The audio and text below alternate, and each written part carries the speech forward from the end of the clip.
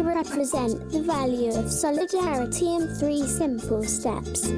Step 1. If someone falls, help her to rise up. Oh, you okay? Next comes the letter C. C. C. C. Next comes the letter Y. Y. Y. Y. The next letter is X. X. X. The next letter is S. S. S. S.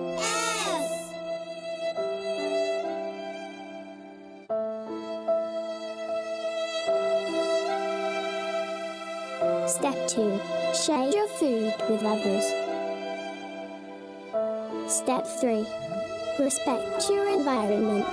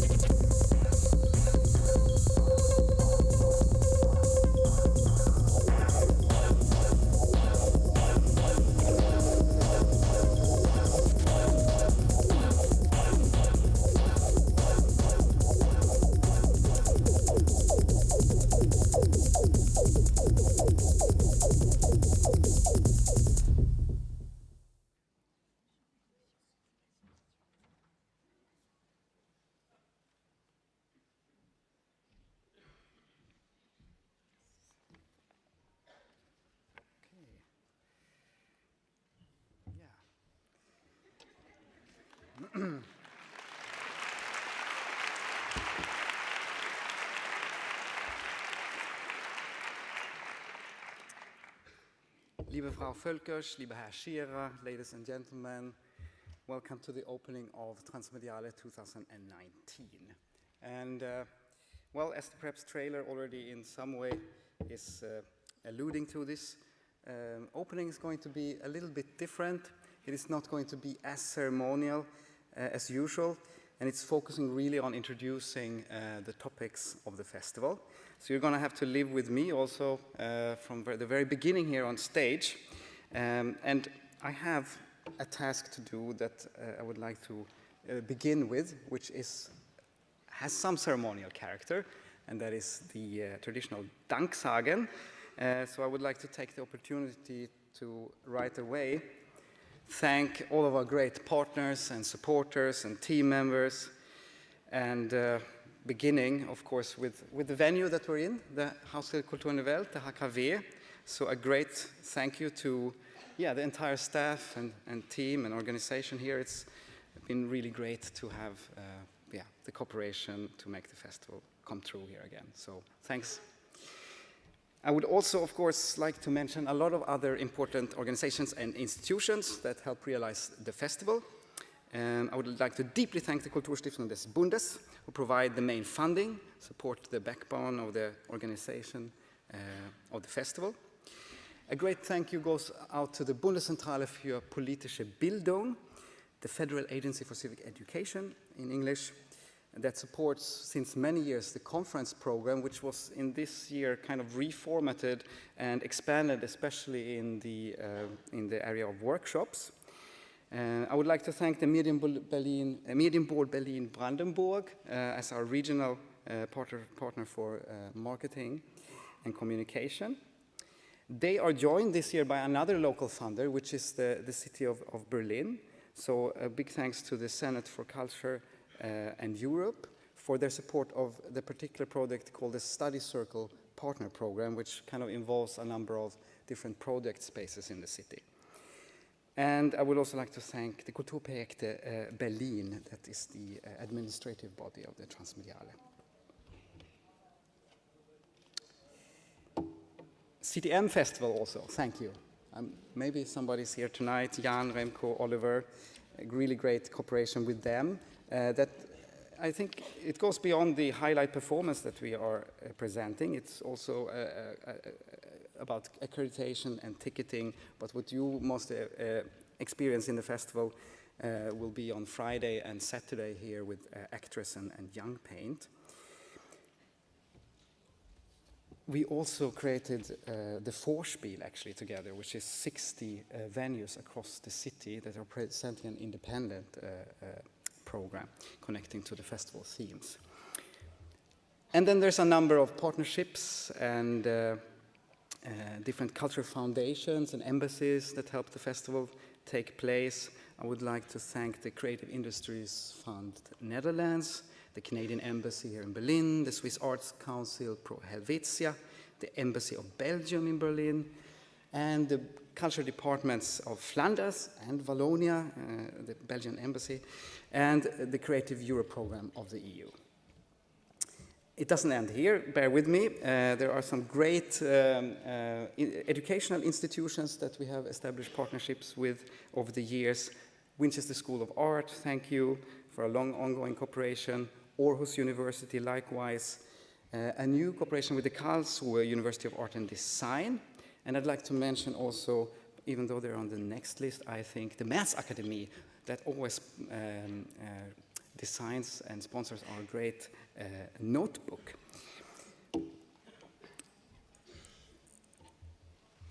And now I'd like to move on to actually the theme that is presented here in a kind of mimicking a bit on a political compass. So while you ponder that, I would like to thank my co-curators, Daphne Dragona, Inga Seidler, and Florian Wüst. And on this note, I'd like to say also that many team members join and go from the festival or leave the festival maybe over an edition or two, but some are staying on for many years, and one of those is Inga Seidler, seated here somewhere. She has been working with us since 2013, first as a curatorial assistant and exhibition coordinator. In the last couple of years, she is also a curator. But she's moving on to new exciting challenges, and I think we should give her an applaud. It's been really great to have been working with you, Inga. So.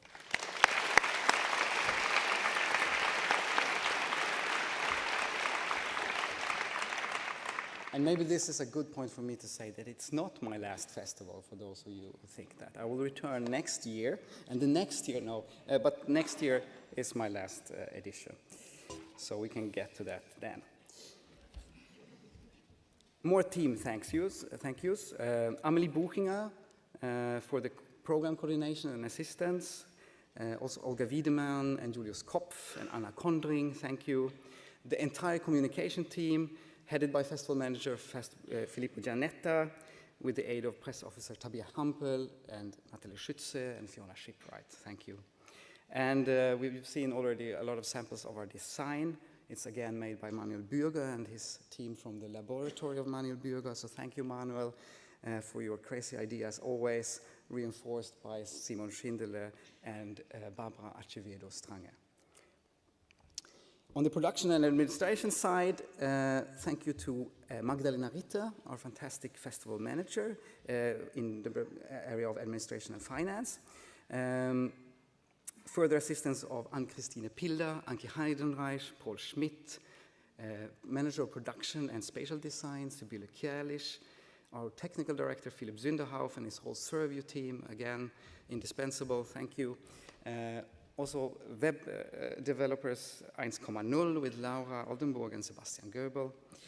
Not done yet. I'd like to mention the interns because they are thrown into this at a late stage and do a great work. So thank you Diana Bansaf, Sina Droste, Tiona Gogen-Nadze, Christoph Papendorf for taking on a lot of, bravely taking on different tasks. And thanks also to Ebba Francén-Valdeur for this year's concept and design of the festival architecture. And finally also Adam Asnan for stage management. Okay, shall we applaud all of them? Yeah.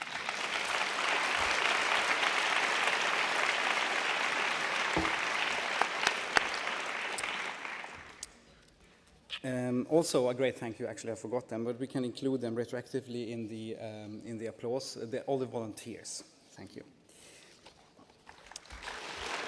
Yeah.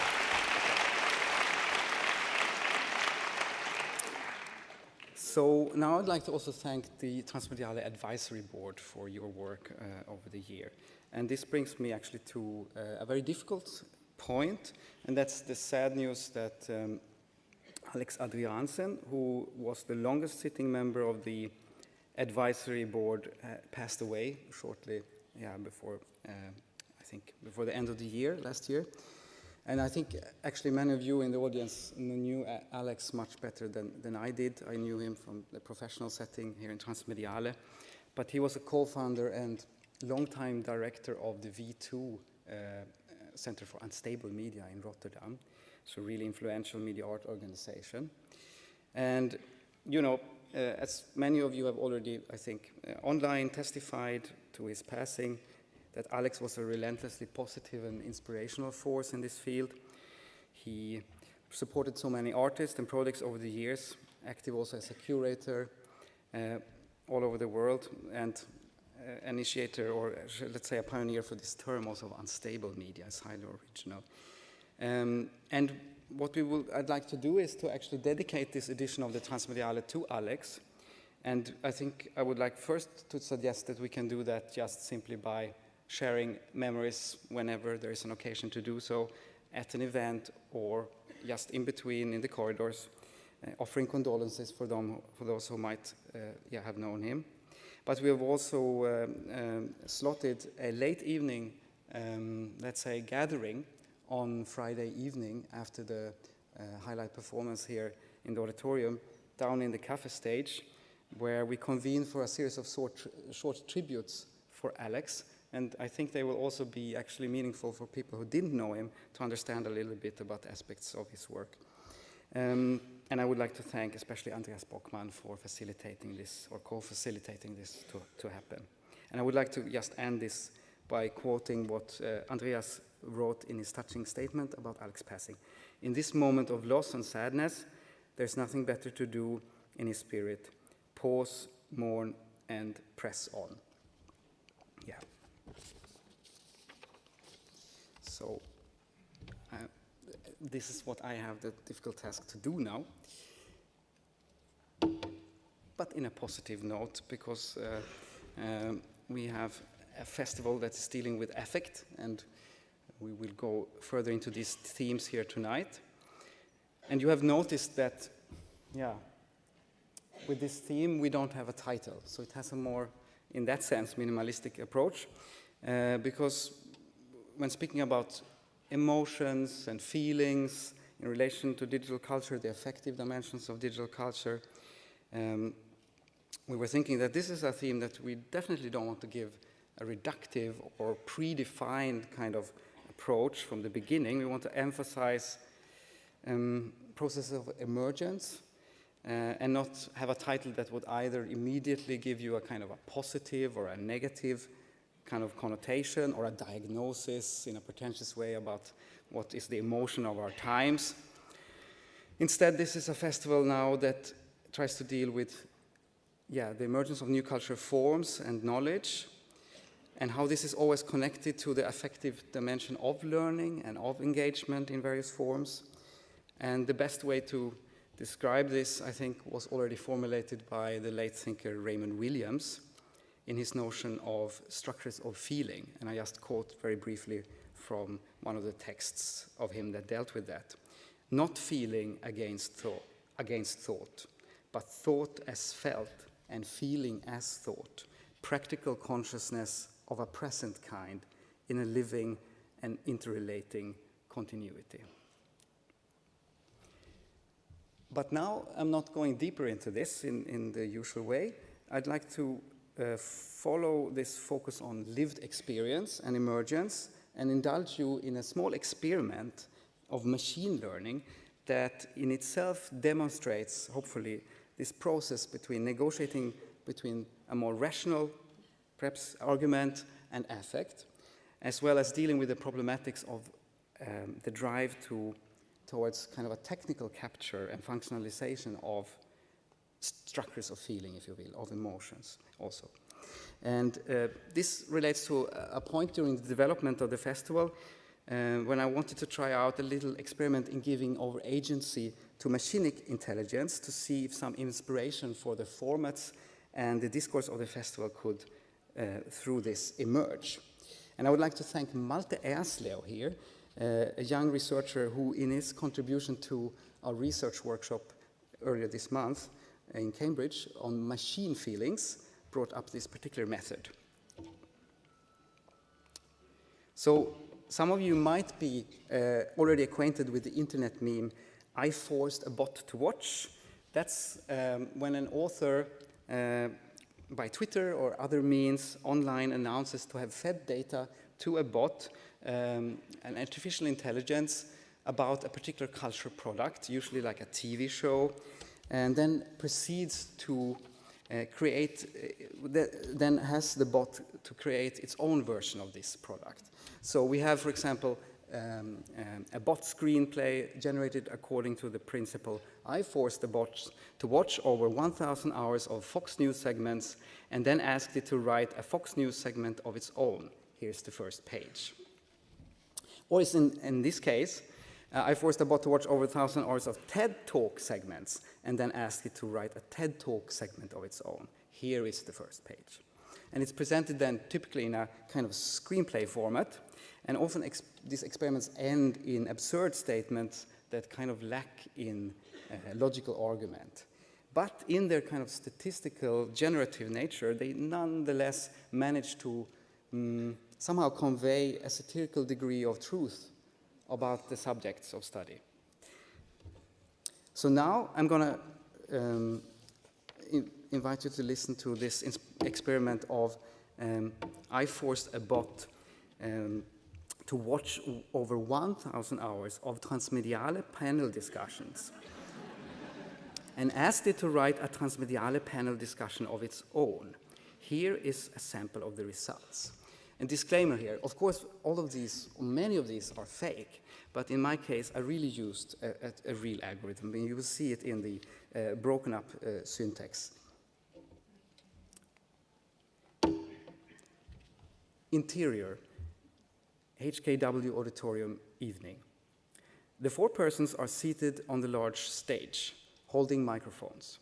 Moderator. Difficult threads and exciting moving beyond to draw. Curious to listen ideas of our very catalog. The format. What is the question, your digital medium? Media theorist. Hot or cool, you mean? I like my well-done middle without meaning. A very strong elemental of outside it is not, but the go-between only the ubiquity as such. Social scientist aggravated. If I may, climate changement. Many stable factoids have tried already and failed without pink civil counters. Media theorist is silent, taking a sip of water. Artist. Each work triggers the interrupt I have in my own practice's oppression or to reinforce the materiality of the civil counters. It is a matter of animal concerns, never up before they lie down.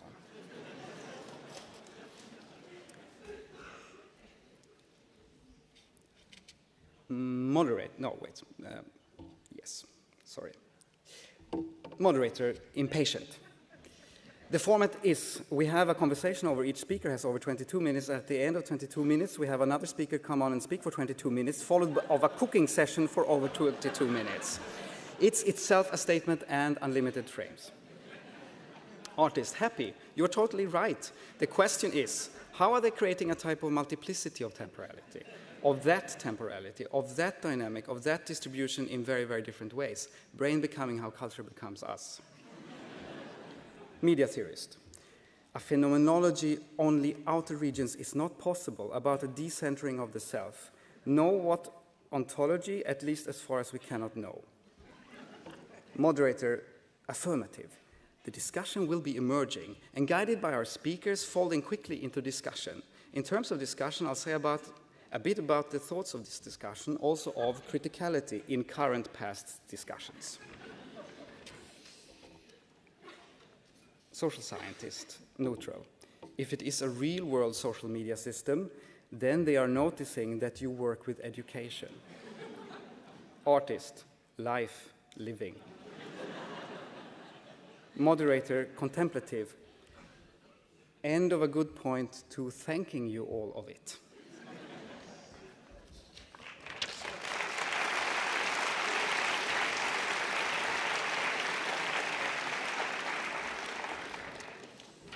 Yes, so incoherency, unintentional humor, bad syntax and all.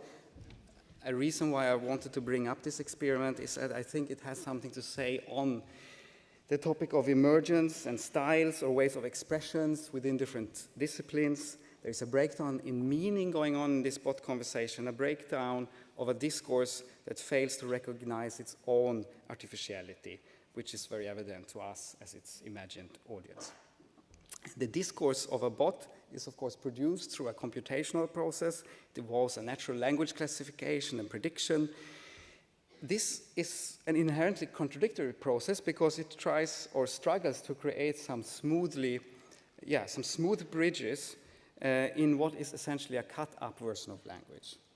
And in this particular bot conversation that we just heard, characters seem to appear within some kind of coherent format, a typical transmediale format, but a common outcome or a red thread doesn't seem really to materialize. Instead, we have only the format as such, and the framework results in a kind of absurdity. This artificiality of the statistically produced discourse can perhaps also make us reflect more on the artificiality of our own languages, which, more than often than not, also tend to reproduce different machines of institutions, of research disciplines, of privilege, of professions, etc. So we could perhaps even say that this code-based discussion is more honest because it's very bad at brushing over these differences and these structures. So yes, some moral here. Maybe we need to sometimes stop to kind of immediately try to synthesize, generalize, turn to a master discourse. And, at Transmediale, we strive for this transversal approach, working across disciplines, fields of practice. But in a way, this is contrary to the short time span of the festival. It takes a very long time to nurture this type of approach and this type of thinking and this type of practices. They don't even, they don't bring necessarily immediately tangible results. So with this festival, we want kind of connections to emerge more on their own terms, underway, and we have experimented with different temporalities in making that happen. For example, this more long-term project of the study circles, which you will see some results of in the festival. And the overall focus is really this process of learning rather than the foreclosing of meaning, and what has become today, I think, an almost kind of machine-like desire to always generalize and sum up. So my little experiment was kind of failed, I guess, in coherency, but it has inspired me to put together the program of the three distinct speakers that we have here tonight. So they are not going to speak in a panel format. They appear with mini lectures on their own terms, implicitly relating to the different themes of the festival. And we will first turn to the US-based artist Hannah Davis. She's going to give you a tech tutorial on capturing emotions and working with subjective data sets in machine learning.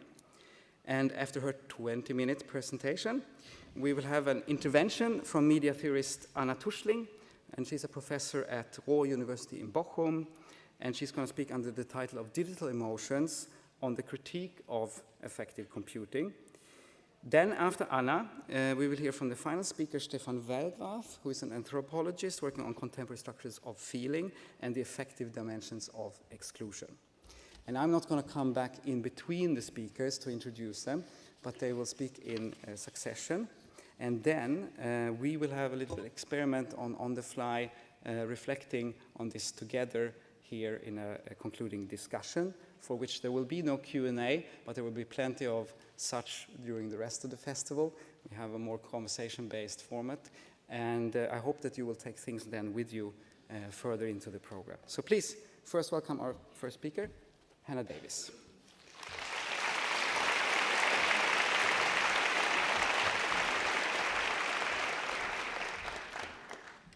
Hi, everyone. I'm Hannah Davis. I'm a musician and artist working in machine learning based out of New York. Let me get these slides up.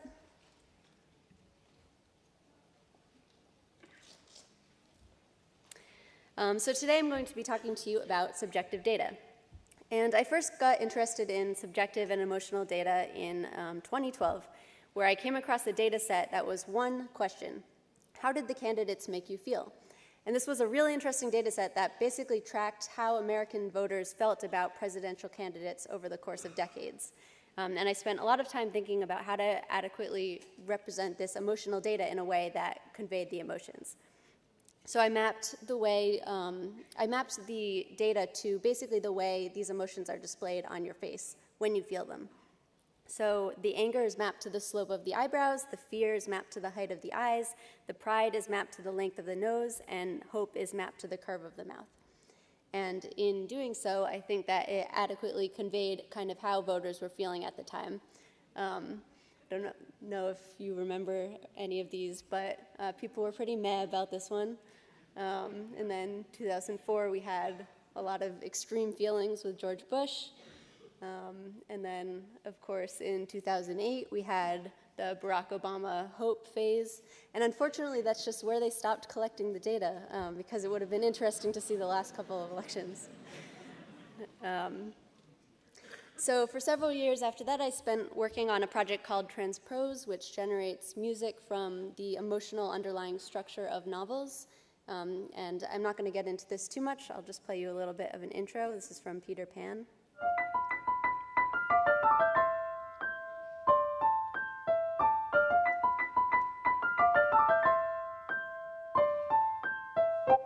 And that works all online. You're welcome to hear more of them. More recently, I did a project called The Laughing Room with author and comedian Johnny Sun. And this was a room embedded with a neural network that listened to participants and played a laugh track if it thought something was funny. It was very fun. But today I want to talk to you a little bit more seriously about the data that goes into these kinds of projects and others like it. So for Transprose, I worked with a data set of basically 14,000 words that were tagged with 8 different emotions and 2 emotional states, negative and positive. And I worked with this data set for years before really digging into it. And when I did, I found out that this word childbirth was tagged as having 0 emotions. So this really made me start thinking about what's going on behind the scenes of the creation of these data sets. Who's tagging it? What worldview is it creating? And this question is something I want to keep coming back to, because I really believe that data sets create a worldview, and we have the ability to shape this worldview in working with subjective data. So what is subjective data? To me, it incorporates a couple of things. The first is just emotions and other subjective experiences. How can we incorporate these into AI, especially as AI starts moving toward more complex and personal areas? How can we capture abstractions like emotions in data sets and model things like personality and life experience, particularly for life experiences that aren't dominant or typical? Finally, how can we do this without harming anyone and without excluding anyone? Is that possible? And I make that last point because I think we should be willing, like Nabil Hussain argues here, to say that certain data sets shouldn't be created at all if we can guess that they will be used for harm. This includes very important, serious things like surveillance and privacy, but also the general problem of advertising and having our attention taken away from us. Another area of subjective data to me is what I've been calling tongue-in-cheek artisanal data, which is creating and curating and using explicitly subjective data sets for artistic purposes with no claims to objectivity or completeness. And there are pretty amazing visual artists doing this, creating really interesting small data sets, often of their own artwork. Helena Sarin and Holly Grimm are 2 of my favorites, to create these really beautiful pieces. Another area is just deconstructing the objectivity of common machine learning data sets. There are a lot of machine learning data sets that are out there that are pretty much just taken as truth.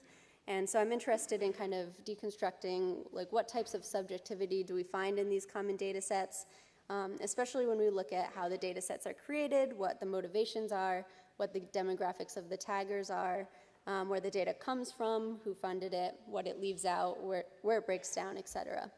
And one project that does this really well is Tiga Brain and Sam Levine's The Good Life, where they examine a data set in itself, and this is the art piece. They examine the corpus of 500,000 Enron emails, which actually few people know is actually one of the baseline data sets for the whole field of natural language processing and text analysis. But as they mentioned here, the content is language mainly by white male corporate criminals. So really critically thinking about this kind of stuff is important. It's going to impact the whole field. I'm interested in historical bias, by which I mean that a culture's current set of values is a type of bias and is inherently present in the data sets created at that time. How can we avoid bias retention over time, and is it possible to update data sets with newer values? And then finally, I'm interested in ideas around identification and labeling.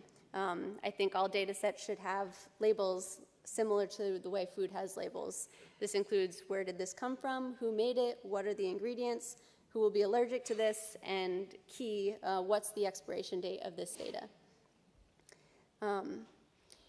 And a key point I want to make is that I think this creativity and exploration can happen in both the data and in the creative taxonomies, like the labeling of the data. So let's get into the basics. What does a machine learning data collection process look like? So in general, where does data come from? So researchers often scrape data from around the internet. It's sometimes scraped from a specific site like Reddit or Twitter. It can be manually created by third-party services or yourself or an organization you work for. It can be data you already have and have collected.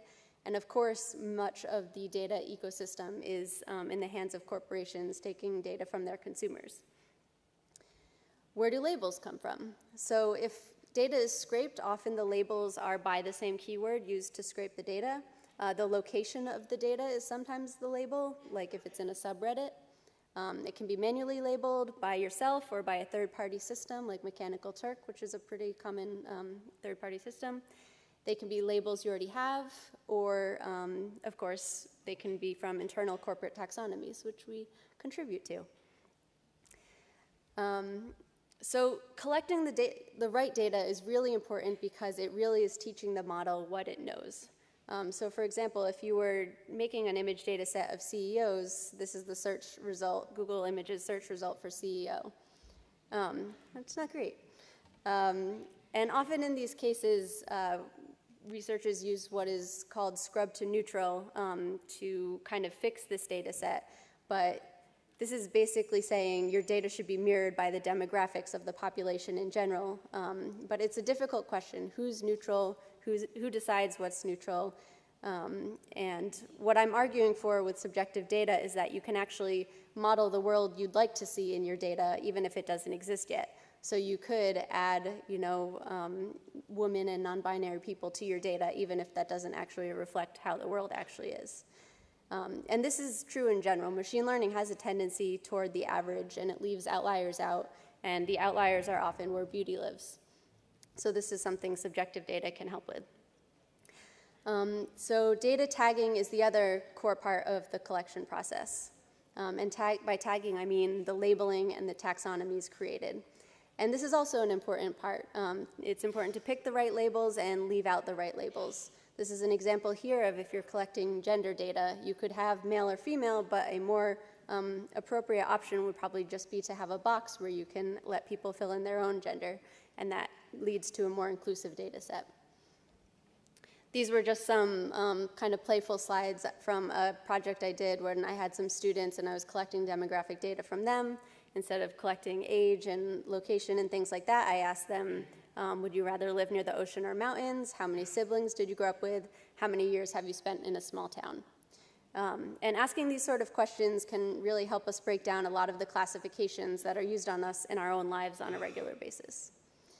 And there's no one who did this better than Borges. This was the analytical language of John Wilkins. This was a tongue-in-cheek criticism of a universal classification system by John Wilkins. Borges instead proposed categories such as embalmed ones, those that have just broken the flower vase, and those that are included in this classification. And this is the kind of thing I'm thinking of when I'm saying be creative in your subjective data labeling. So let's concretely look at a data set I created. This was emotion tagged landscapes. My objectives with creating this data set were twofold. The first is that many machine learning image data sets are for identifying items and specific objects in images. I wanted to know if it was possible to create a data set that identifies emotions in images. And then I chose landscapes to start with because I wanted to focus on non-human content and see if I could distinguish emotions unrelated to human behavior. And my metrics to see that this meaningfully would work were to see if I could use it on style transfer, which is a common machine learning algorithm that transfers the style of an image to another image. But a little more, a slightly deeper algorithm would be if I could actually generate emotional images from scratch, which would show a deeper understanding of the categories. So I wanted the model to basically translate what it learned between images, interpret the same content through different emotions, and generate emotional variations. So for me, the data collection process, first I picked 7 different landscapes: field, forest, ocean, road, lake, city, and mountain. And then for the emotions, there were anger, anticipation, joy, fear, disgust, trust, surprise, sadness, and also an option for none. And this comes from the Plutchik's Wheel of Emotions. There are so many different emotional classification systems, and I chose this one primarily because it was what I had worked with Transprose and found it fairly useful. I used the Flickr API for 2 reasons, because I had 2 priorities. The first is that I wanted to pay a lot of attention to licensing and only take images that were explicitly designated to do whatever you want with them, which was only about 10% of the images. And then also I wanted to keep track of the original creators so that if anyone ever wrote to me and said, I don't want this in your data set anymore, then I would be able to take it out. And then for tagging, I used a competitor to Mechanical Turk called Crowdflower. And one thing that was difficult about this process in working with emotional and subjective data in particular was that there are bots on these sites. So Crowdflower asked me to basically give 10 right answers. So I was like, okay, I'll pick the 10 most emotional images and just use those. But so that looked like this. Basically, I just chose really highly emotional images. But that backfired on me because every image is subjective. So I got a lot of judgments from the taggers, which was appropriate. So I ended up saying it was right as long as it was not picking both an emotion and the none category. And I was really happy with the results from this, actually. So these are some results from the field category. That's a joy field, a trust field, and then 2 anger fields.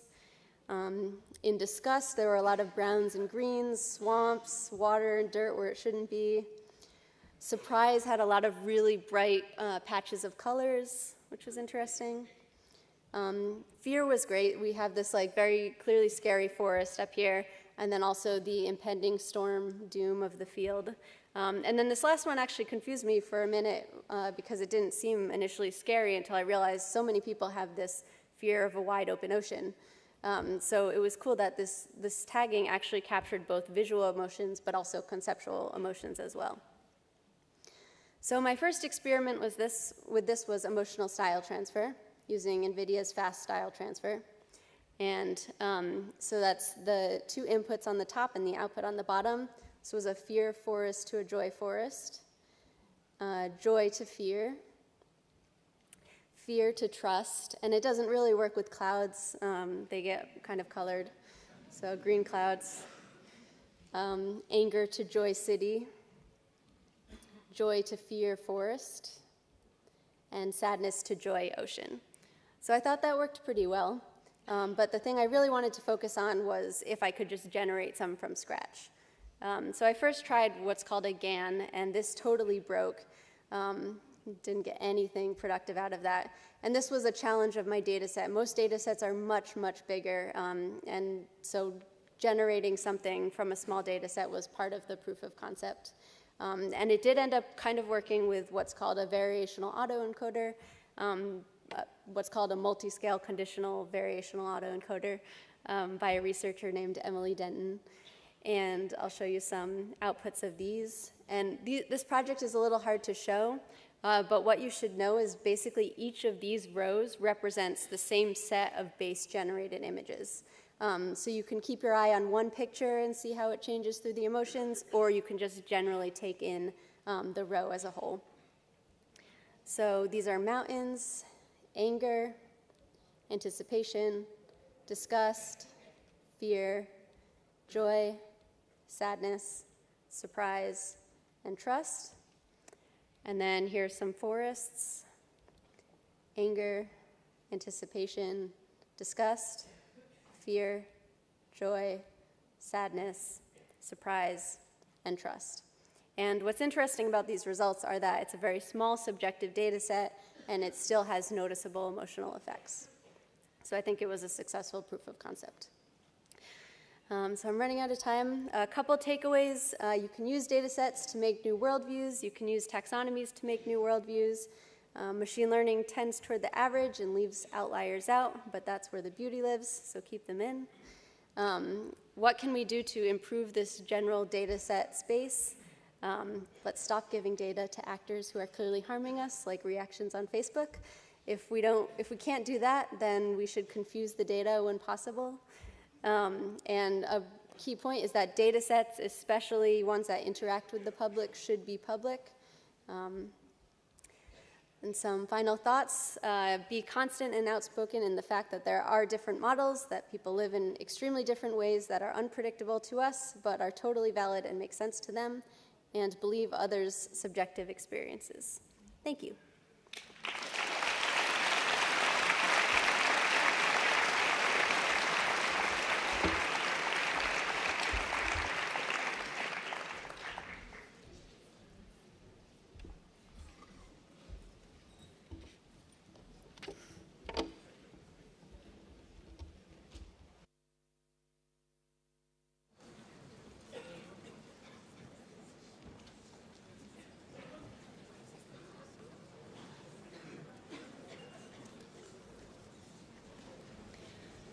Good evening.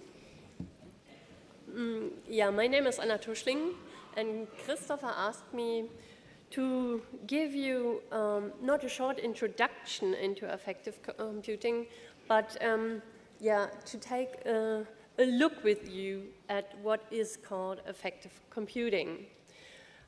For the first decades, computers were seen as emotionally detached or even cold, and this is hardly a surprise when you look at the early computers like the famous ENIAC computer that you're seeing here, which was built in 1946 and which filled a room.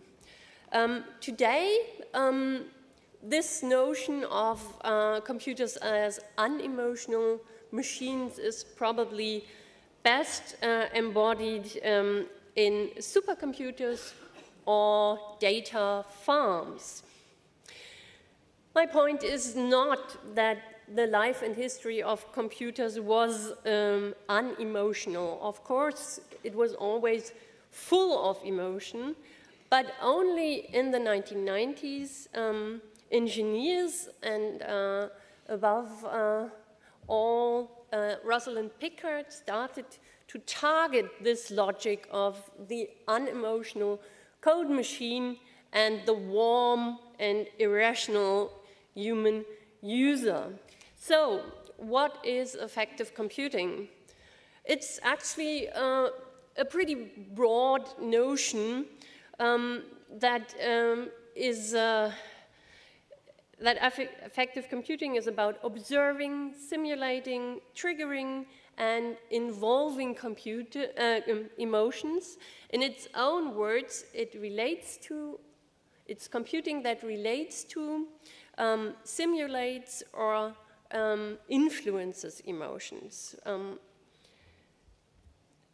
But it also has different names. It is also called intelligent interaction, or emotional computing. I think this is pretty important to keep in mind because it's a very fast developing field. It's at heart about sensor technology and about measurement technologies. if you look at the history of affective computing, it really only took off after sensor technology was advanced enough that it could be worn in a wearable form and could be used over a longer period of time. So here you see a typical scene of affective computing with a tested person on the one side and the live monitoring of what is measured on the other side. And what is also typical, that it's not only about visual data, it's also about galvanic skin response, heat, or here you also see EEG activity that is measured. I was talking about the sensor technology, and here you see a test person who's wearing a cap where you can hardly see the sensor he's wearing, and it's actually pretty important also for behavioral research that you can wear these devices practically 24/7 outside the lab. Okay. Affective computing has many applications, and they are evolving very fast. You can use it or find it in gaming, in learning, advertising is very big, driving, research, and surveillance.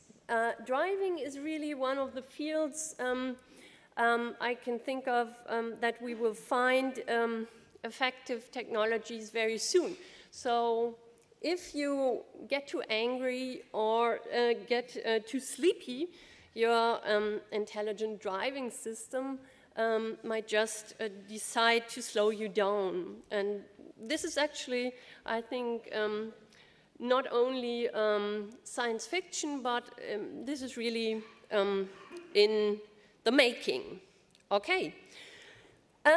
Actually, I'm originally from psychology, and I grew up with these pictures in the field of emotion psychology. And then a couple of years ago, I started recognizing these sort of pictures, this aesthetic that I know so well from psychology in digital environments. Here you see a cover of an ACM journal, one of the recent editions on emotion and computing. So, what happened? This is, I think, something important because effective computing is really importing the psychological knowledge that is also the picture knowledge, the memory of psychology into computer development. And now I show you just briefly classical pictures. Many of you will know this. This is from the facial action coding system by Paul Ekman. At this point, I can't get into its history. It's very closely linked to computer history because Paul Ekman was actually part of the Department of Defense, so the ARPA group, which launched the internet. But it also goes back, this tradition in capturing human expressions, to early photography. And here you see the work of the French researcher Duchesne de Boulogne, who used photography from the start to capture, to document emotions, and he did this by stimulating every single muscle in the human face and taking photos of it.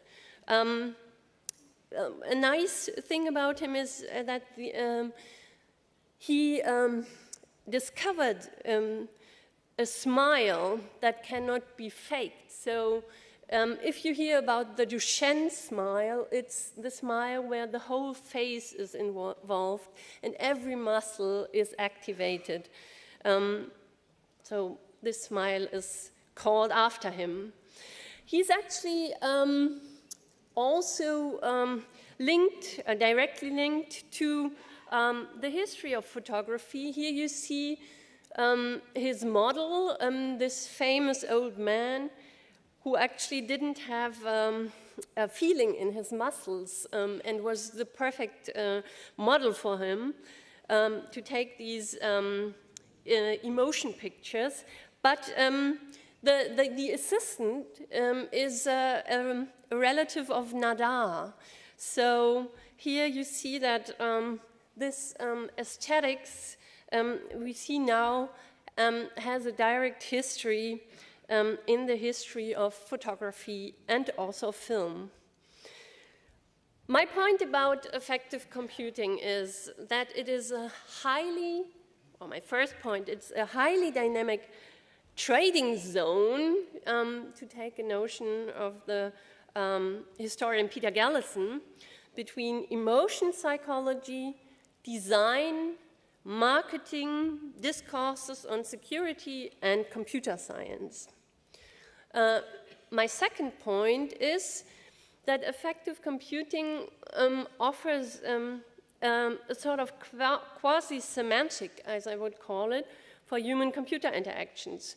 So the computer system kind of reads the emotional state of its users and therefore gets a sense of what it has to do next. For example, in a learning environment, if the pupil is already at the end of its task, his task or her task, the computer gives more tasks, and so on and so on. My third and most important point is that what is called emotion and affect in affective computing is not an equivalent of life experiences, but metaphors for data. I think this is really important to keep in mind. Now I would like to give you 3 examples. My first example is a very well-known example. It's a startup. People founded it out of the working group of Rosalind Pickard. It's called Affectiva. And you can all look up the website, and you can also use their FDAX program for emotion detection. This is very much concentrating on the face, and you see here they have a count on the website of the faces they already analyzed through their website. It's much used in research, so in behavioral sciences, but it's also used in, for example, in advertisement. You can watch advertisement videos, and the emotion detection program reads out your affective states. And this is also one of the examples that is adapted to automotive AI. You can see it here mentioned. So this is a system that will be adapted to intelligent driving. My second example is a local one.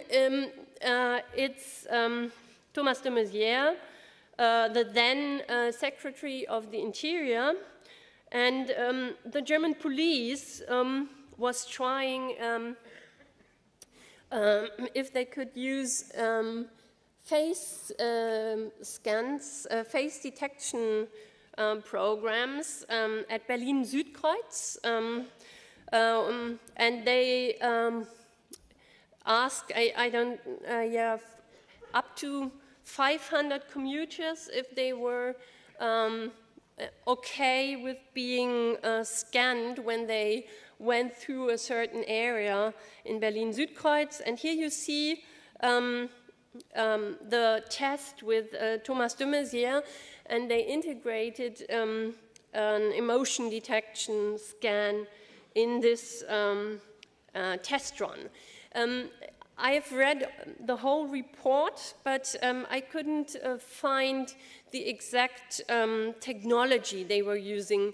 So here you see it's very general. It's angry, happy, sad, surprised, age, gender, and the test person ID. But this is actually something the German police and politics are discussing right now, if they should use face detection in traffic areas. My third example is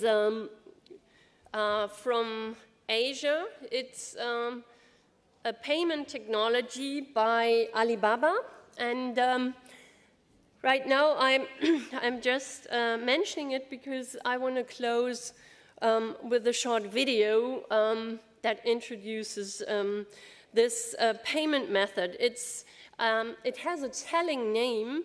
It's called Pay with a Smile.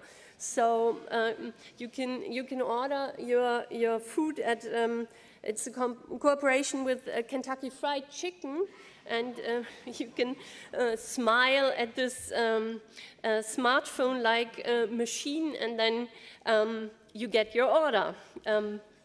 But you will see for yourself. Let me close with an example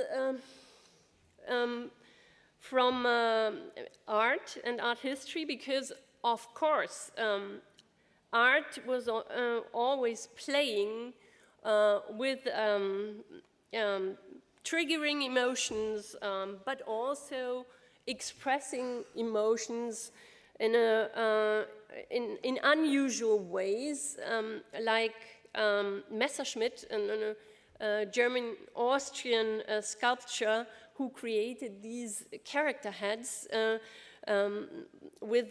He did it very early, and they have really unusual expressions, and I think they show very well that there's also another tradition in documenting emotions.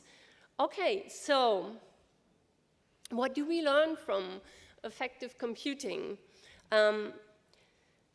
My first thought is that it's really logic, that there's no difference between affect and emotion in the field of affective computing anymore, because from a media-archaeological point of view, the computer is able to combine the reproduction and detection of movement and also of showing. And so this kind of folding of the different varieties of human feelings and expressions that are still touched in the different meanings of affect.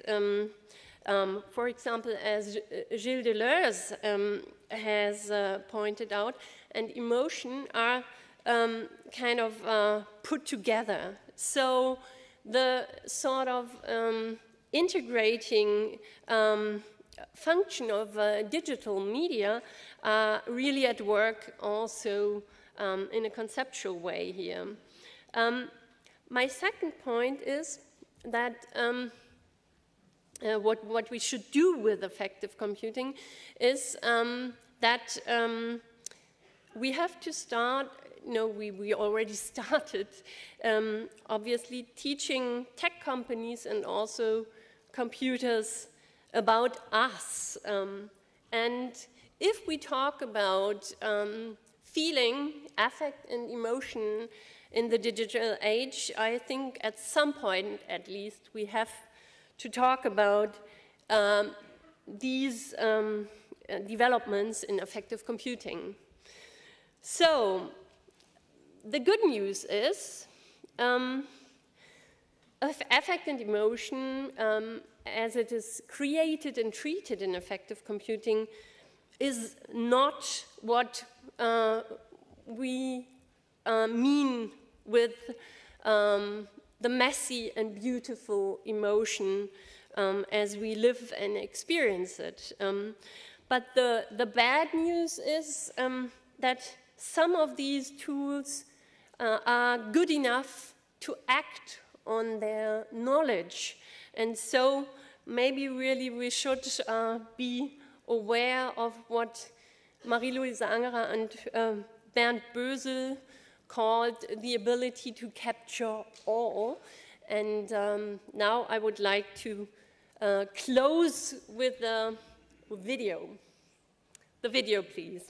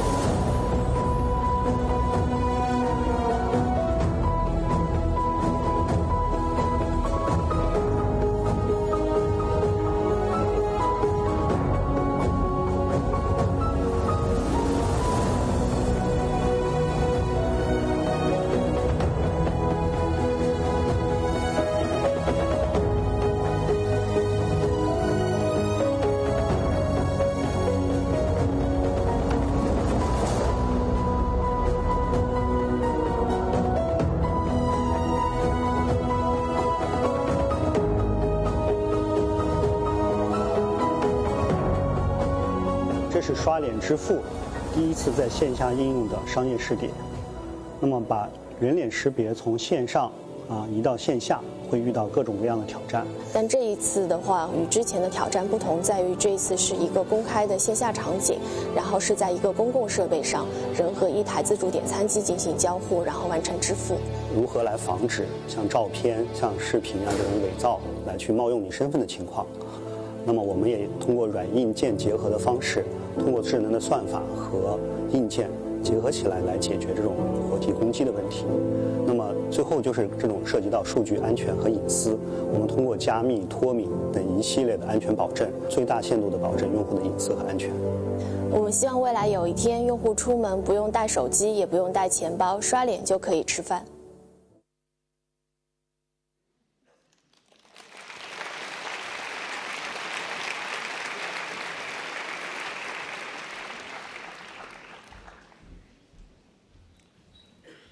Thank you. I treat the topic of emotions from a different angle. I will talk about structures of feelings, a concept by Raymond Williams, which was already mentioned by Kristoffer, and it's somehow important for this conference here. And I'll do this task by basically having three parts. The first part is what are structures of feelings. The second part is what can we do with it, what are the problems with this concept, and what is currently done with it. The third part is giving some examples from my own ethnographic research. So to start with the first part, what are structures of feelings? Structures of feelings are really ill-defined, fuzzy concept, notoriously ill-defined. It something means like the lived experience of a period, either contemporary or historical. The way social contradictions are first experienced on an emotional level and in everyday life. Williams has words like social experiences and solution and so on. But of course, that also makes it more difficult. The history has also the concept has a long history, which makes it even more difficult to follow. It was first mentioned by Williams in the early 50s in his writings on films. Then it was really developed in the late 60s in this book, The Long Revolution, you see here. And then he applied it in his empirical works in the 1970s, for example, in The Country and the City, and give it a more theoretical formulation in this book, Marxism and Literature. And even before his death in the 1980s, in the last interviews, we reflected and reformulated it again. So basically from the 50s to the 80s, it always changed the concept. But what it's really meant to do was for him, I think, to understand this change of the new left and the countercultural movement of the late and mid-60s, which he was very much a part of. And of course, this was also a change which was first felt on an emotional level and not so much on the structural. And that's why also the concept took a central stage in his work at this time. It is also very much a child of his time in other ways, because Williams was part of this movement in Marxism, which we now call cultural Marxism, which basically went against this orthodox Marxism, which derived every practice mechanically from economic conditions, but emphasized the role of culture. But he did more than this. He also reformulated the concept of culture itself. Because film culture was not high art anymore, as it was understood at this time, but really it was about everyday culture, about new media, which was then television and film. And this was also something really revolutionary when you studied literature in Cambridge at the 50s, like Williams did. And this cultural Marxism also means that Williams was not just a neutral scientific researcher, but that he also understood his research as a form of criticism, as an engaged way of dealing with capitalism. This concept was later criticized and revised in several ways. The concept of structure sometimes found it too fuzzy, sometimes found it too strict, some people found it too strict. The concepts of culture and experience really went into crisis in the late 80s and early 90s. And then there were reformulations of like formations of feeling roots, emotional milieus, which try to do similar tasks with different wordings and so on. But I think the overall impetus of the work is still valid for us today, and is marked by certain tensions. The first tension is between the structure and the experience, and basically the task is to always have both in view, to have one eye on the experiential level and to see that the emotions are really fuzzy and messy, they're mixed with other emotions, they're situational and they're contextual, and you have to find a language to describe it. On the other way, you have to keep an eye on the structural conditions, how they change, how society changes, and how this is interrelated. And this interrelation is not a one-way, simple way, it's an interrelation full of conflicts and contradictions and tensions itself, which makes it even more difficult. And one of the ways to understand it is also Williams' concept of dominant, emergent, and latent forms. So basically, often, in his view, structures of feelings are about emergent cultural forms. And sometimes they get incorporated into the dominant discourse. Sometimes they remain latent, sometimes they fade away. But this interplay is really crucial. Another problem is about writing about these things or talking about these things, because Williams says they are at the very edge of semantic availability. They do not have to await definition. So these are basically things we don't have words for yet, which makes it difficult to call and to name them. And we have to find a language to write about them without doing violence to them, without reducing them to fixed categories in the very act of naming and talking about them. And this is a task, which really is at the core of this concept. So this was basically the first part, somehow what this concept is about and what are some of the problems of it. The second part will be what is currently done with this concept. And it's really exciting because many interesting new work is done in the wake of Williams' proposition. And first of all, it is really a precursor to the affective turn, which you are probably familiar with, because it very much shares this the skepticism about representations and about concepts, about the violence of semantic orders and so on, and very much is in line with what we call now non-representational theory. But it also is maybe a warning sign to some aspects of the affective turn, especially to this neuroscientist version of it, which kind of rebiologizes emotions in some ways. And this is really against, I think, Williams, because he was very much against this way of naturalizing emotion, about seeing emotion as just personal or totally natural and so on. Some other authors like Kathleen Stewart, the one in the middle, she's doing experiments with Williams and combining it with other authors like Deleuze to kind of experiment with new writings which are cross the borders between ethnography, literature, and theory. And ordinary facts, it's the thing you see here, that the children being affected and kind of excited by this burning tree. But other examples she gives are very much tied to consumer society, to social hierarchies, to temporal spatial arrangements, and so on. So they also have a very structural element to it, and she points this out in a way which is not reductive, which is kind of nice.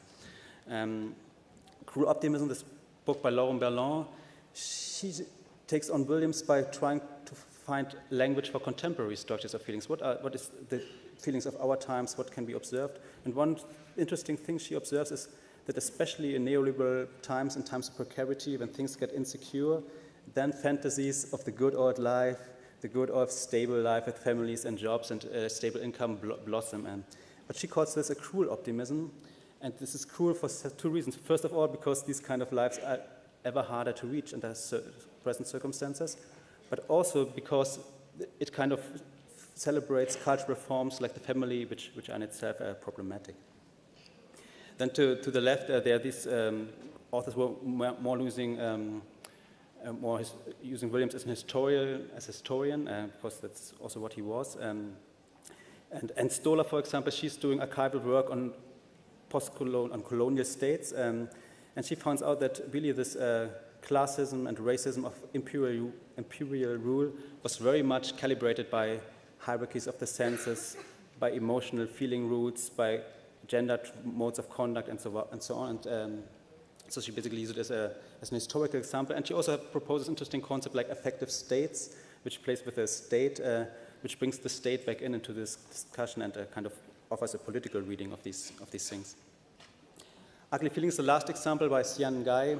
I think this is really exciting, first of all, because Ugly Feelings treats emotions and feelings we don't often deal with, like disgust and anger and envy and so on. But she also does it by highlighting that these kinds of affects and emotions have an aesthetic dimension. That's why they're called ugly. And she goes along on these lines in her latest book, Our Aesthetic Categories, which is more...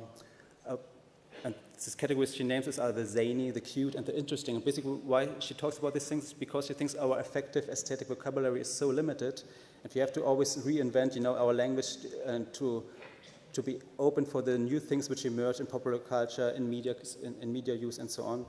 And I think the zany and the interesting and the cute are really good examples for that. And I think, I now move a bit to my own research. I built on all of these authors and of course of others as well, but I use it more with an ethnographic approach. An ethnographic approach is basically following people in their everyday behavior and interviewing them about their lives. And then having a focus on emotions, but then with this context it's always a weak approach because emotions are always messy, are always mixed in this regard, they're always situated and contextual. So you describe the emotions in the situations and then they change in the situations and are influenced by the weather, by the surroundings and the biographies of the people. And I do this research with two groups. I did it very much with lower class students in Berlin, which are called Hauptschüler in Germany. And I did it more recently with aging hooligans in their 50s. And when I asked about this, when I asked myself what are the kind of the structural things which are connected to their emotions, I think for the younger Hauptschüler, it's more this neoliberal precarity, which is really a problem because they really struggle to find jobs, qualified jobs. And for the older hooligans, it's more this nostalgic nationalism we see with this right-wing turn in recent years. And I think these two moments, they really come together at the current conjuncture, and they are interrelated in really complex ways, which I can't go into, but I think it's important to keep them in mind. To give some examples for this, I will turn to my research on Hauptschüler, so basically to my third part, and tell you a bit about boredom, about anger, and about shame, or shame refusal, better. You see here, it's a schoolyard in Berlin or Köln. It's a very rundown school, and you see there's nothing on this schoolyard. And it's not a coincidence that the schoolyard is nothing, because it's a schoolyard which is ruinated and degraded over the last years, where the greenery doesn't come anymore, the toilet, people, they don't clean the toilets anymore. The funding is always cut down while it's given to, to other places. And this creates, of course, some social spatial degradation and desperation too.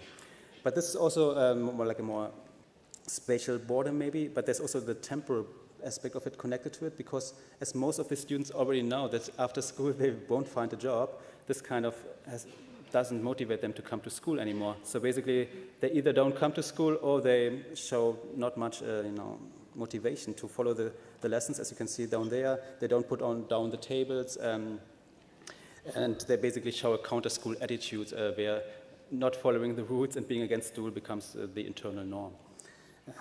Another one, anger, is the one with this Stuhlkreis, I don't know the term in English, and it's also about how emotions are produced, but also how they are managed, because Hauptschüler are often very angry at their teachers because they are frequently insulted. They're insulted as being idiots, as handicapped, as stupid, and so on. And they're also insulted by racist teachers. And there was this one teacher who always had this monologues how stupid Islam is, and then there's the other teacher how handicapped children from cousin marriages are. And this really, the anger was kind of built up, but this really spilled it over, because then two girls from a cousin marriage, they kind of were really angry and confronted the teacher, and this led to a conflict. And as a result, all migrant students, which are basically all students, did not show up to this lessons of this teacher anymore. And it was never labeled a conflict. It was never labeled a strike. It was never labeled a boycott. So it was not put on the political level, but still, it was exactly refusing to go to this teacher. And that's made the teacher very angry. A Stuhlkreis had to be summoned. And the problem was not discussed at the Stuhlkreis, but the teacher said, well, the main teacher, not this one teacher, I know it's difficult, but you have to excuse to the teacher and you have to bake a cake. That's how it goes. And then the students were not asked for their opinion. They were sent down to the school kitchen, where they refused to bake the cake. And then the only two German students of this class, they made the cake, gave it to the teacher, and then the problem was resolved without ever dealing with the real problem.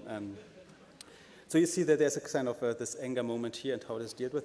The other one is this grading system. I show you, you don't have to understand it. It's just on the one hand, there are all the students, and on the other hand, it's all the dates where they should be present. And if it's an FUE, fehlt unentschuldigt, it's a 6. It's a 6 for every lesson of these days, and it's 6 for every task which is graded at these lessons. And as students usually miss half of their school time, sometimes they show up every second day, sometimes they show up for lunch break to meet their friends, but leave when the lessons start again. This creates dozens of 6s. The 6, the worst grade in the German school system, is the most frequently given grade. But and this produces school certificates which are overly negative, of course. There are students which have certificates with all 6s, just 1 5 in sport, and so on. And of course, this is also a direct ticket to the job center. But then the interesting thing is here that normal thing about bad grades is that it produces a shame reaction. But here, this degradation and humiliation is so over the top that it doesn't produce a shame reaction anymore, that the people, when they get their grades and the certificates, they make kind of a party and say, oh, I have a 5+, oh, I have the worst grades, and so on. They have made all kind of jokes, and the school tests the scenery, where they basically refuse the appropriate emotional response demanded by the school. And I think when you take all these examples together, this really, distancing and boredom from the school, this anger, which is never really dealt with, and then this, missing shame reaction, then you see there that how emotions are produced on the ground, and then you ask that and you try to combine it to a more structural level, then you can really see there's a maximum of emotional resistance to our current system. And it's not something we should take lightheartedly, because the school is really the central institution, one of the central institutions of our society. And I would argue you already see something emerging at this very moment, which is not yet on a level of political discourse or on social conflict, but you already see the discontent on an emotional level. And I think if no adjustments will be taken, something will happen there. So basically, it's somehow interesting to look at these emotions, but also tie it to structural elements and to see how the system tries to deal with it. That will be it. Thank you.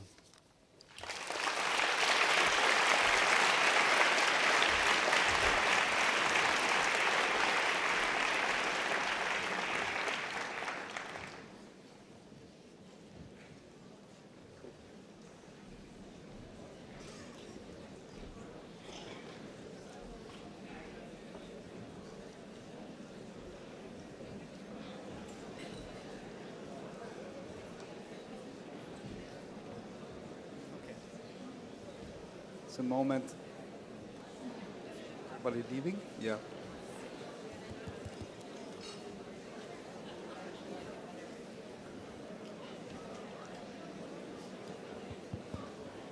we getting the sound? Yeah.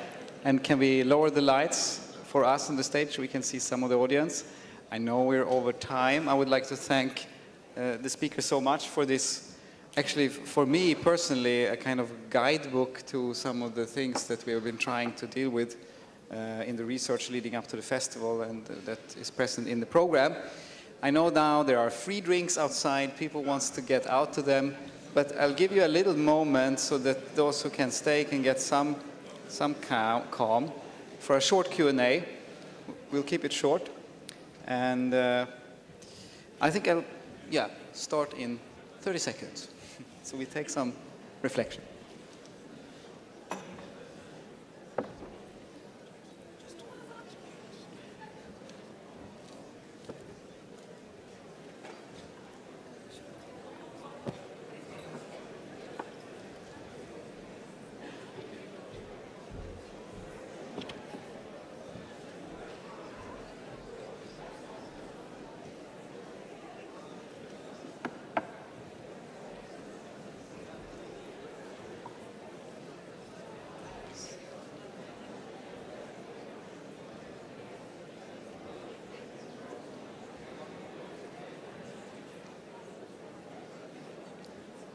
Okay, let's start. And please lower a bit the stage lights.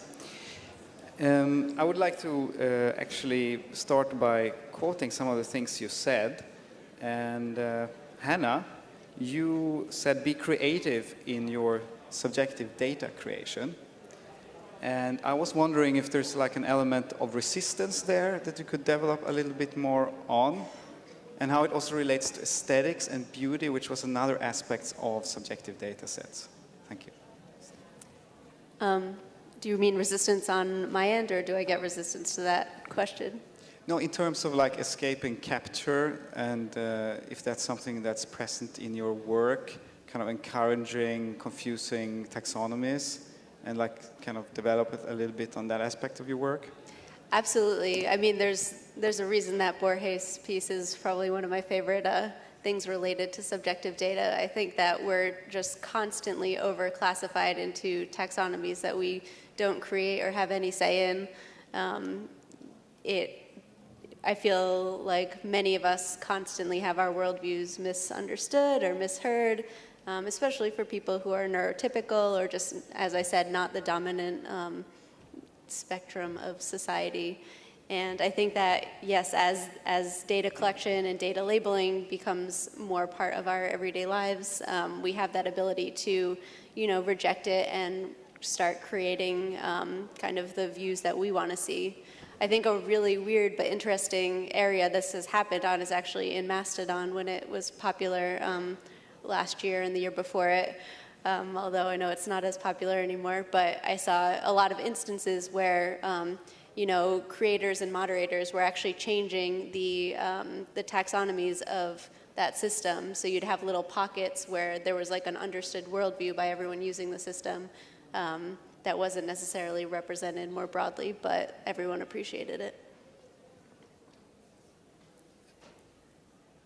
I'd like to ask you, Anna, giving a question each that they are interrelated, but in your case, I had a quote from you which said, I cannot remember exactly now, but I tried to write it down, that sorry. emotion...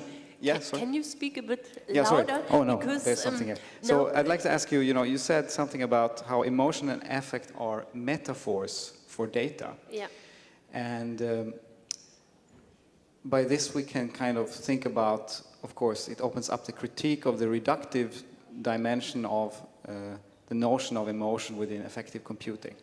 But I was wondering about what happens when, our experiences are themselves affected by this data. So speaking about lived experience, speaking about some of the experiments that you've been doing, it seems that, there is kind of maybe a dimension, but I don't know what to call it, of new feeling. Do you see this happening? Like, how is this recursion happening where that data becomes then part of our emotional or affect spaces, and how to deal with this? Mm-hmm. Yeah, when I talked about emotion and affect as metaphors, it really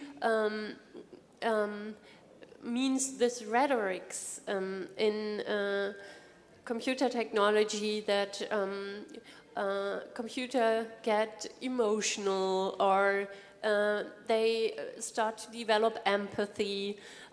It was important for me to go back through these aesthetic analysis and to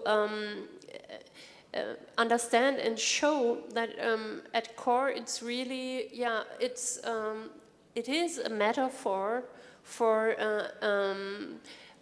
measurements and for scientific images that are created in this research process. But your question, of course, is very important, and let me answer with a memory, because when I was a student in the psychology department, we always had to do tests ourselves, and that was very emotional because we were shown huge amounts of pictures, and they were really very different and also very disgusting. Yeah, they showed us bodies, dead bodies. They showed us kitschy images of rabbits, everything, and they filmed us and photographed us. But yes, of course, we are put in between these processes, and we are, of course, using these machines, and it's not only that we have this artificial emotion in the making, but it's also, of course, combined with lives. Yeah, this I'd like to pick up on another thread, and then we try to synthesize or not. And this is about the ways of, and the ways that we are studying emotion, classifying, categorizing. I think your presentation, Stefan, is very different in the sense that you're talking from this, as you call it, a weak approach, but still your work relates to a tradition of capturing and analyzing and classification. And if you could speak a little bit about that, if you see some relation to some of these more hard techniques of doing that from computation, or if it's for you very different things. Well, first of all, ethnography or anthropology, where I come from, was very much relying on these kind of models in the 40s and 30s, especially during National Socialism. You still have these images where you have character types and ethnic types and so on. But of course, that's not a model I follow in my research. One way is also to be in the field and to be affected by these emotions, and somehow to understand. I mean, you can't feel like the people feel that at the place, but somehow I think you understand it better if you are there for a longer period of time. Also, you understand some more hidden emotions better. Of course, some emotions are not shown for all kinds of reasons because they are embarrassing. Sometimes they behave in different ways, but you don't get the real meaning if you don't know the person and the context well. So I think doing this more long time observing really helps to, to contextualize it better, to understand it better, and not to have this too easy conclusions about politics and emotions. And the one thing is also that all these emotions I name in this book, there are others as well, like envy and fear. They are all ambivalent. They all have their empowering effect, but they also have their negative points. Like pride, for example. Pride has this empowering effect, but often it's a kind of a ghetto pride, where you're proud of being the gangster and so on, which then is a form of self-exclusion as well. So I think you really get into this ambivalence is better if you have a thick descriptions around it.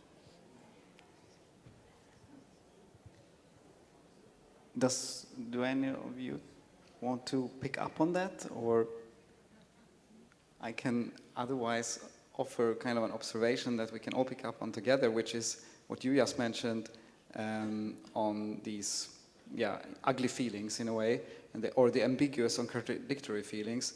And even though we're speaking a lot about perhaps about net culture and digital culture in the kind of the more let's say in the mass media and so on, about hate speech and about the reactionary kind of discussion cultures, so that there seems on the surface to be a lot of negativity within kind of public discourse today, also in social media. But it seems to me, though, that when we're looking at these kind of contexts of, for example, affective computing, there is a phobia for the negative, the ambiguous, also because of the binarity of the systems, of course. And I'm wondering if, are we kind of banning those, and how do you kind of, can we reconcile the ugly emotions, the boredom, the anger and the shame within the digital realm without retorting to this binarity of either the social media discourses or this actually technical, scientific paradigm of affective computing?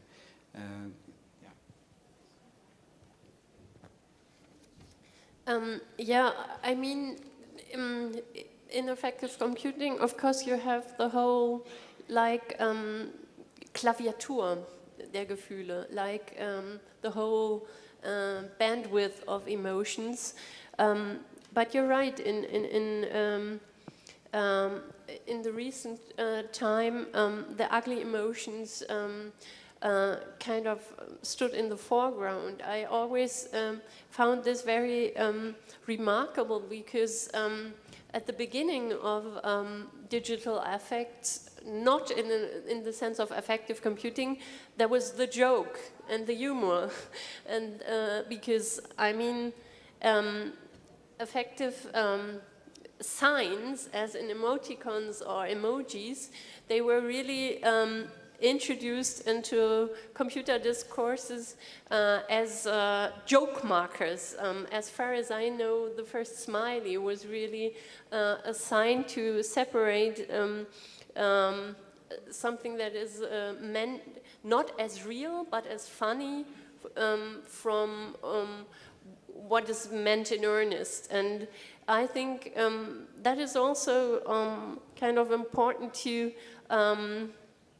like in Hannah's work, to point out the ambiguous emotions, but also, the subtle humor and indirect expressions that also make our digital life really nice and funny sometimes. I don't know whether this answers your questions directly, but I think we have to look for, the alternative histories in digital history. Yeah. I also think maybe it depends on the platform you're using too, where like Facebook, the emojis that they make you use feels very forced sometimes. And it was like such a weird transition when you went from the likes to like actually identifying the feeling you're feeling and publicly stating it in relation to a post or something.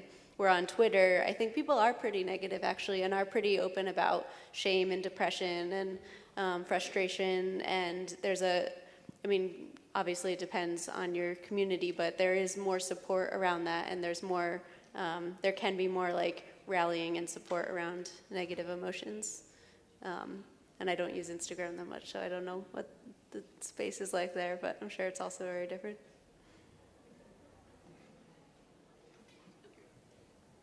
I mean, what's really interesting for these picture histories that we are discussing is the face without emotion. This is kind of the same, and also the more than ugly, that is the dead face. Also the Totenmasken, which is something that these kind of technologies can't capture yet. The blank face, the face without traces or without expression. That is probably also something interesting to think about. Because you were asking about ugly emotions, we could ask ourselves, what is a non-emotion? That's somewhat ironic, because I just over the weekend saw Kyle McDonald's project where he records himself while on the computer, and it's the blank face, and it's like the blank face that happens most often when you're just looking at your computer.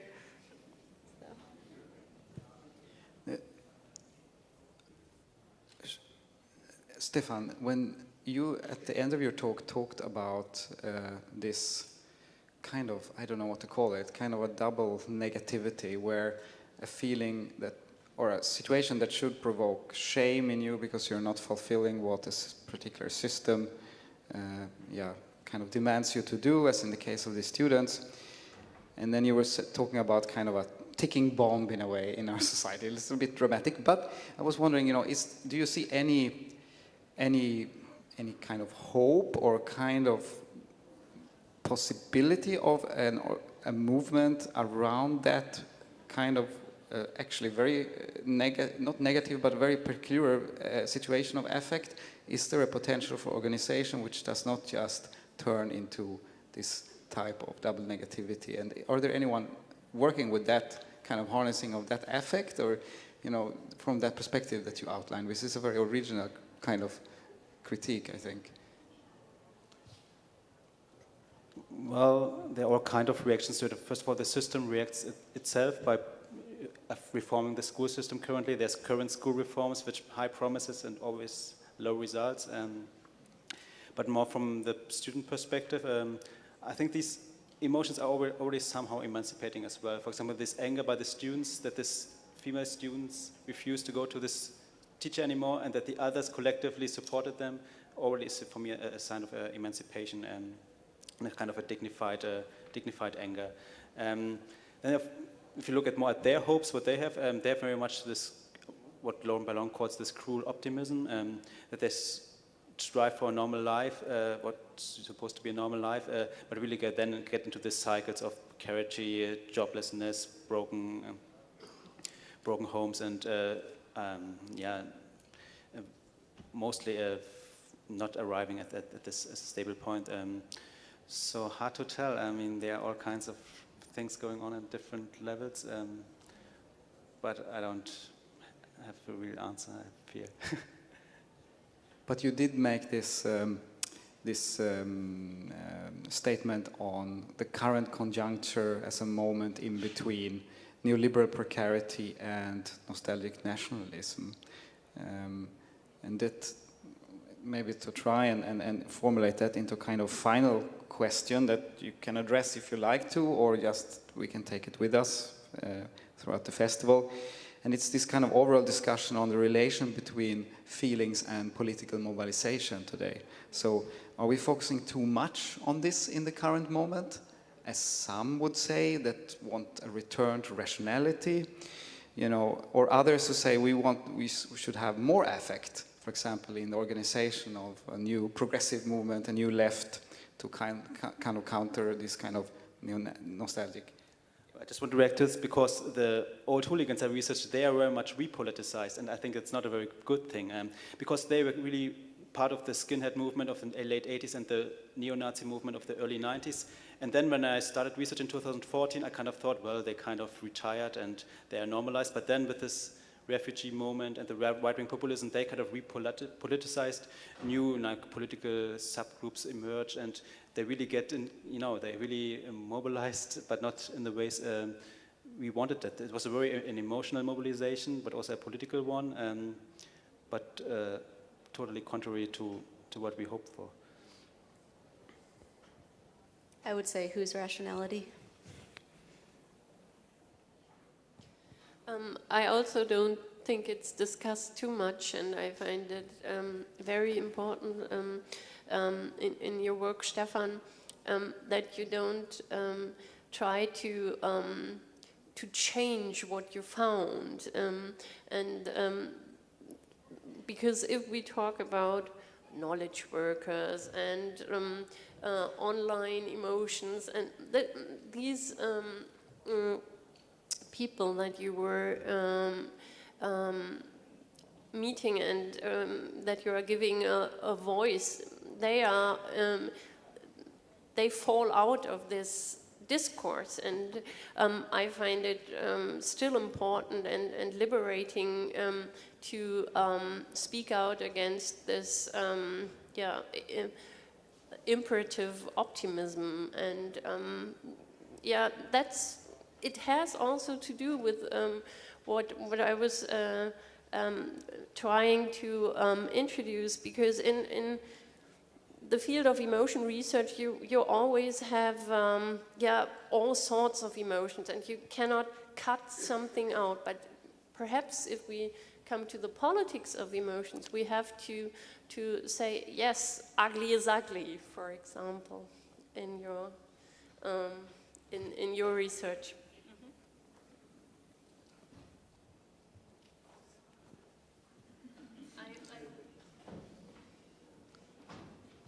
Shall we close? What I mean is that you don't try to make it brighter or suggest something.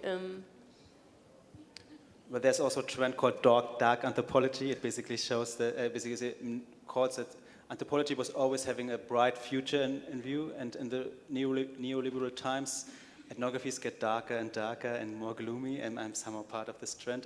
But I think it has somehow to do with our current situation, that we try to deal and capture it.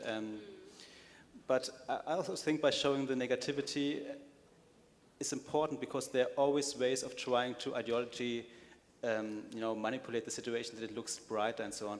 For example, most of the students, they are not labeled unemployed because they're in some kind of program, so they're out of the unemployment rate, but basically they are unemployed. And to work against these kind of obfuscations, I think some negativity is sometimes needed. Some negativity is sometimes needed. It's the last words of this first event of the Transmediale. That is a happy, effective edition. Thank you very much for listening, and thank you so much again for your speeches. And